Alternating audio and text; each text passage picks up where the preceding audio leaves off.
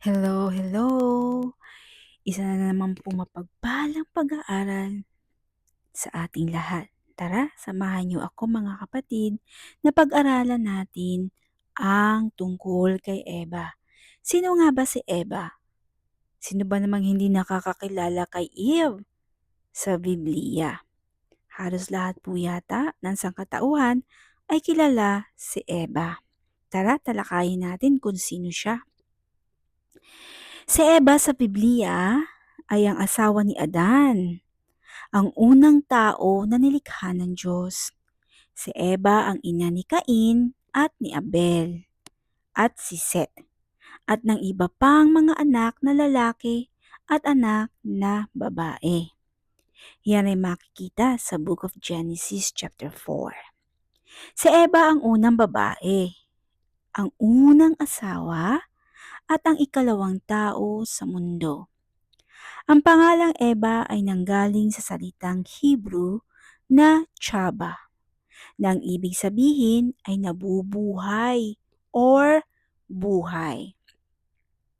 Tinawag siyang Eva dahil siya ang ina ng lahat ng taong nabubuhay sa mundo.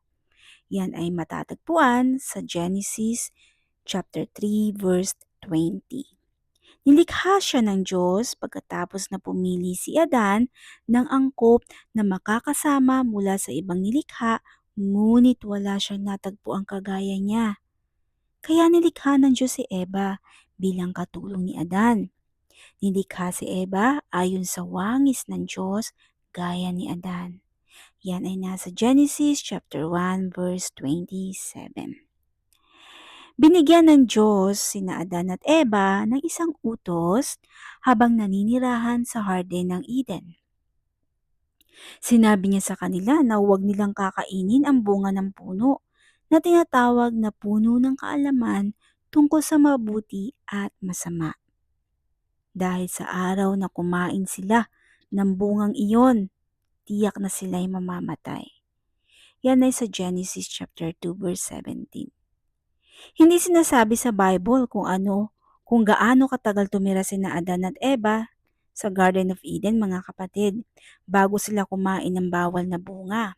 Ngunit may isang yugto ng panahon na tinukso si Eva na kumain ng bawal na bunga. Nadaya siya ng ahas. Makikita yan sa 1 Timothy chapter 2 verses 13 hanggang 14. Nakaraniwang pinaniniwalaan na isang nilalang na ginamit ni Satanas. Ginamit ni Satanas ang ahas para linlangin si Eva.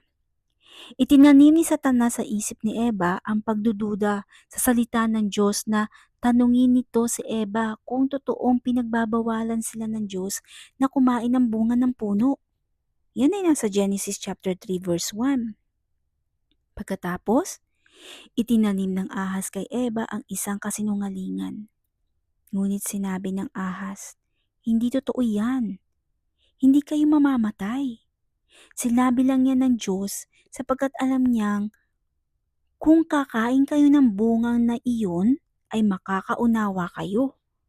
Kayo'y magiging parang Diyos at malalaman niyo ang mabuti at masama. Yan ay nasusulat sa Genesis 3 verses 4 hanggang 5. So kumuha si Eva ng ilang bunga at kumain at binigyan si Adan na kumain din naman. Agad nilang naunawaan ang hindi nila dating nauunawaan. Nabuksan ng kanilang mga mata patungkol sa mabuti at masama. Ngunit hindi nagsinungaling ang Diyos. Nagkaroon ng kamatayan dahil sa pagsuway ni na Adan at Eva. Dumating ang kamatayan sa buong sangkatauhan dahil nga natukso sina Adan at Eva na magkasala ayon sa kanilang sariling pagpapasya. Sumuway sila sa utos ng Diyos. May dalawang particular na sumpa ang ibinigay ng Diyos kay Eva at sa lahat ng kanyang magiging anak na babae. Ano-ano ang mga iyon? Una, pararamihin ng Diyos ang sakit na kanilang mararanasan sa pagbubuntis at panganganak. Ikalawa, magkakaroon ng problema sa relasyon ng lalaki at babae. Yan ay nasa Genesis chapter 3 verse 16. Basahin ninyo. Ang dalawang sumpang ito ay napatunayang totoo sa buhay ng bawat babae sa buong kasaysayan. Gaano man ang pagsulong ng medisina, ang ating makamtan, laging ang pagdadalang tao ay masakit at mahirap para sa isang babae. At kahit gaano maging maunlad at progresibo ang sosyalidad natin, mga kapatid, nananatiling may paligsahan sa kapangyarihan sa pagitan ng lalaki at babae. Isang labanan ng kasarian na puno ng kaguluhan. Si Eva ang ina ng lahat ng nabubuhay at ang una ding nakaranas ng mga nasabing sumpa. Gayunman, matutubo si Eva maging si Adan sa pamamagitan ng ikalawang Adan. At sino iyon? Si Jesucristo.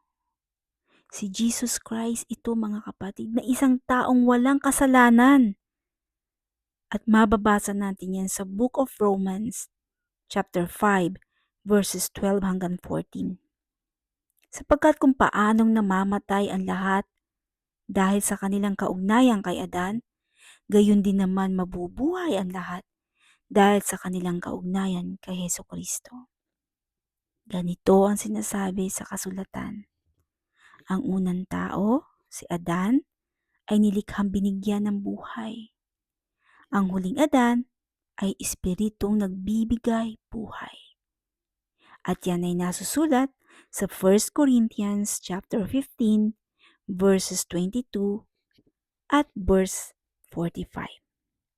So hanggang dito na lamang po, mga kapatid, ang ating pag-aaral. Sana po ay nakilala natin si Eva, kung sino siya at kung ano ang mga aral na mapupulot natin sa kanya. To God be all the glory at maraming salamat sa mga nakakinig.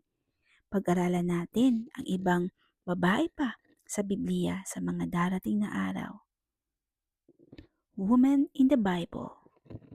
Saliksikin natin isa-isa. God bless you all. Bye!